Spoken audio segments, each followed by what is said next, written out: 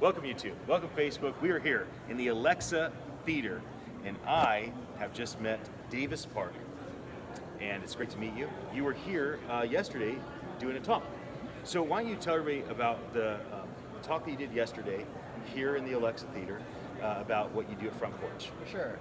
So at Front Porch, which is a senior living provider, nonprofit organization that works primarily with older adults in California, places like retirement communities. We also manage affordable housing for low-income adults.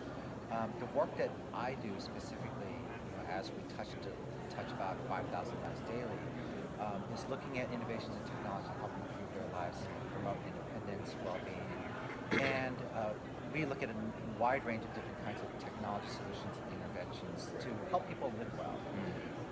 And the work that I'm specifically really excited about, and the reason why I'm here at this conference is around voice, and particularly around the work that we've done around Alexa.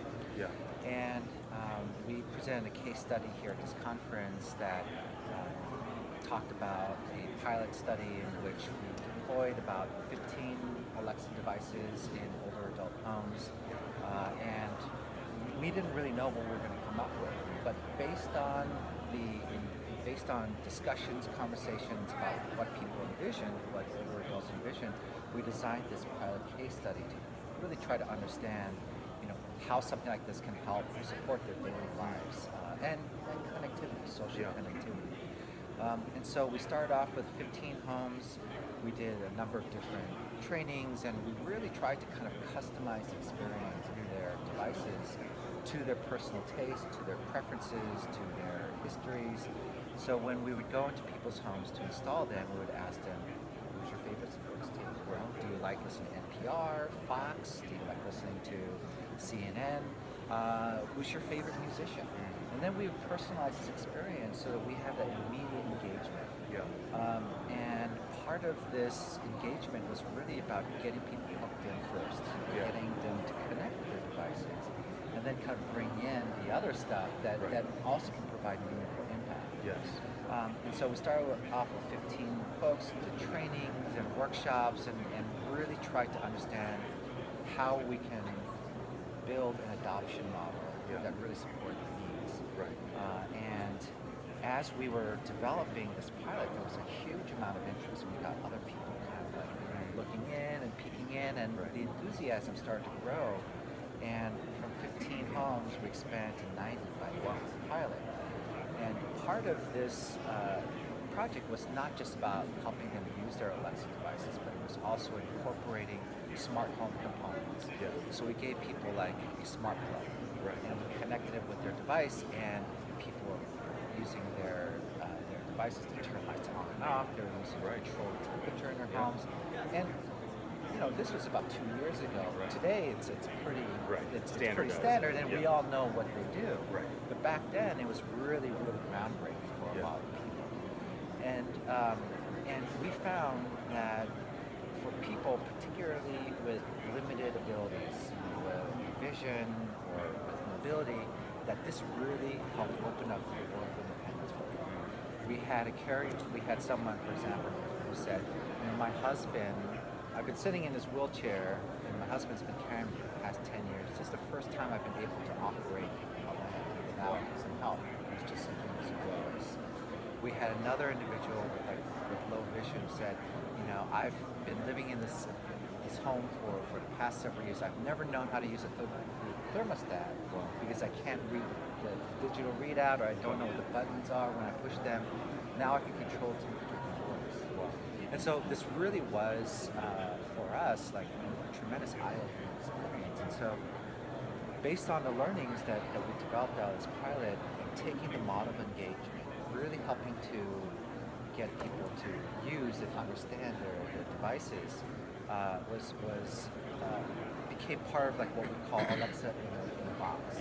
So this is our deployment model by which we then use to go to other communities. And now we're in the process of deploying Alexa into our fifth community. So this is like growing, and we're really looking beyond what like beyond the cylinder, right? Yeah. We find tremendous potential. Right. What voice can really bring to the box. Now, Front Porch, who you serve is kind of Southern California, a bit into Central, but you probably partner formally and informally with lots of technology companies and vendors, nationally and globally.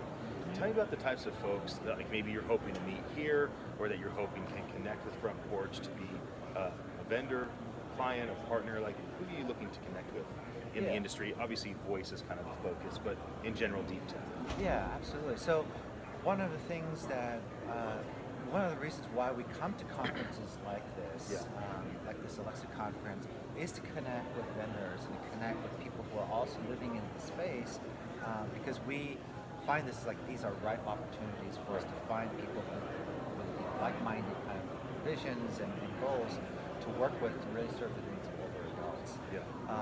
And so when we come to a place like the Alexa conference, we're looking for partners who really want to try to understand where the user is coming from, and what their specific needs are, because they do have a different set of needs than your general population.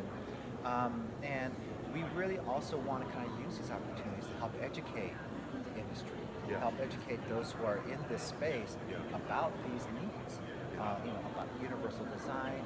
So, for example, one of the things that we are really interested in is like how Alexa, for example, like some of our users just spoke simply too fast. Right. How can we slow her voice down so that we can help process, people can process, her voice.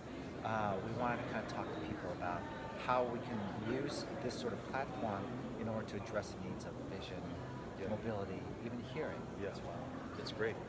What do you project out 5+ years, like voice in 2024, or if you want to go as far out as 50 or 100 years, voice in 2100? Now, there's an assumption like it'll be like electricity or running water or carpet. We don't really talk about it. It's just part of humanity. But what do you envision? How do you see it playing out, either with the elderly, or you mentioned a couple other groups, people that are low income or people that have mental health issues or whatnot. So how do you see voice playing a part in what you're doing, or just humanity in general? Well, we also, so how I see voice in general playing out over the next 5 years, I think it's important to put into context where we were 5 years ago from today. That's great. In which case, and when we think about that, Alexa wasn't even born, right? I mean, it came out in 2014. That's 4 years. That was 4 years ago. But when we look at the acceleration of the adoption of voice-first devices like the Amazon Alexa, and the resonance that it has with the consumer population, the potential is just tremendous. And I think that we really have kind of caught on to something. Voice as a primary platform interface that allows us to kind of plug in a number of different other solutions. And so I think 5 years from today, we're going to see, and we're kind of already moving in that direction, we're going to see voice on an ubiquitous level.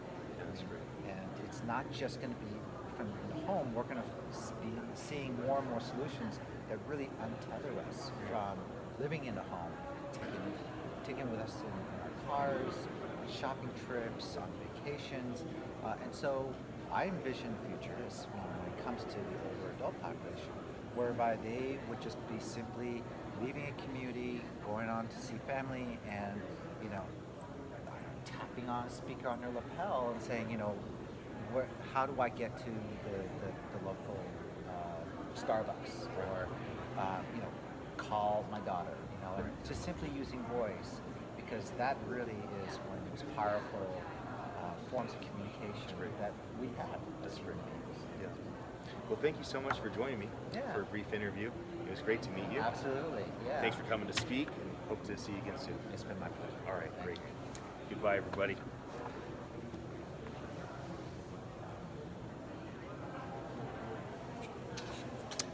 Just chipping away at these, huh? I think I'm on like